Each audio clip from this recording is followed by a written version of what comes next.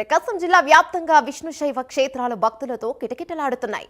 వైకుంఠ ఏకాదశిని పురస్కరించుకొని ఒంగోలులోని చెన్నకేశవ స్వామి ఆలయంలో భక్తులు బారులు తీరారు. తెల్లవారుజాము నుంచే స్వామివారికి ప్రత్యేక పూజలు చేస్తున్నారు. ఉత్తర ద్వారం గుండా స్వామివారిని భక్తులు దర్శించుకొని మొక్కులను చెల్లించుకుంటున్నారు. వైకుంఠ ఏకాదశి సందర్భంగా ఆలయాన్ని ప్రత్యేకంగా అలంకరించామంటున్న చెన్నకేశవ స్వామి ప్రధాన ఆలయ అర్చకుడు రామకృష్ణతో మా ప్రకాశం జిల్లా ప్రతినిధి శ్రీనివాస్ ఫేస్ టు ఫేస్. పుణ్యదినం కావడంతో ప్రకాశం జిల్లా వ్యాప్తంగా శైవ క్షేత్రాలన్నీ భక్తులతో కిటకిటలాడుతున్నాయి. ఇలాంటి పరిస్థితుల్లో ఒంగోలులో చెన్నకేశవ స్వామి దేవాలయంలో కూడా ఉదయం నుండి ఉత్తర ద్వారం ద్వారా స్వామివారిని దర్శించుకునే విధంగా ప్రారంభించడం జరిగింది. ప్రస్తుతం మనకి ఇక్కడ స్వామివారు ఉన్నారు. ఆయన అడిగి తెలుసుకుందాం, అసలు ముక్కోటి ఏకాదశి ఎందుకు వస్తుంది, ఈ పర్వదినాన ఎలా భక్తులు ఆచరించాలనే దానిపై ఆయన అడిగి తెలుసుకుందాం. స్వామి చెప్పండి, ముక్కోటి ఏకాదశి అనేది ఏంటి, అసలు ఈ పర్వదినానికి పురస్కరించుకొని భక్తులు ఎలాంటి పూజలు చేయాల్సి ఉంది? ఓం నమ శివాయ, ఓం నమో నారాయణాయ. ప్రకాశం జిల్లా ఒంగోలు కేశవస్వామిపేటలో వేంచేసి ఉన్న శ్రీ గంగా అన్నపూర్ణ సమేత కాశీ విశ్వేశ్వర స్వామి వారి దేవస్థానం, అలాగనే ఈ ఆలయం పక్కనే ఉన్నటువంటి శ్రీ ప్రసన్న చెన్నకేశవ స్వామి దేవస్థానం, ఈ రెండు దేవస్థానాలు కూడా ఒంగోలులో అతి పురాతనమైనటువంటి దేవస్థానాలు, జంట దేవాలయాలు.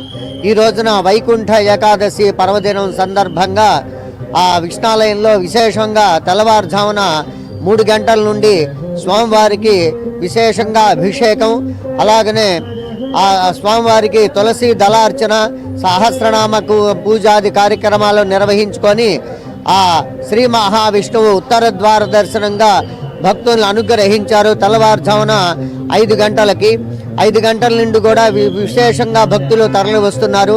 అలాగనే మా శివాలయంలో కూడా తెల్లవారుజామున 4 గంటల నుండి మహాన్యాసపూర్వక ఏకాదశి రుద్రాభిషేకాలు, తర్వాత బిల్వార్చన కార్యక్రమాలన్నీ కూడా పూర్తి చేసి ఉదయం తెల్లవారుజామున 5:30-6 గంటల సమయంలో స్వామివారిని ద్వార దర్శనం ఏర్పాటు చేశాము. అలాగనే భక్తులందరూ కూడా విశేషంగా తరలి వచ్చి దర్శనం చేసుకుంటున్నారు. ఎవరైతే ఏకాదశి అనేటువంటి తిథి చాలా పర్వదినమైన విశేషమైనటువంటి పర్వదినం. ఏకాదశి అనే తిథి ప్రతి మాసం కూడా 2 సార్లు వస్తుంది. అయితే ఈ పుష్యమాసంలో వచ్చేటువంటి శుద్ధ ఏకాదశి వైకుంఠ ఏకాదశి అంటారు. అంటే శ్రీ మహావిష్ణువు ఆ యొక్క వైకుంఠంలో భక్తులందరికీ కూడా ఉత్తరము ద్వారంలోకి వచ్చి ఉత్తర ముఖంగా భక్తులందరిని అనుగ్రహించినటువంటి విశేషమైనటువంటి పర్వదినం.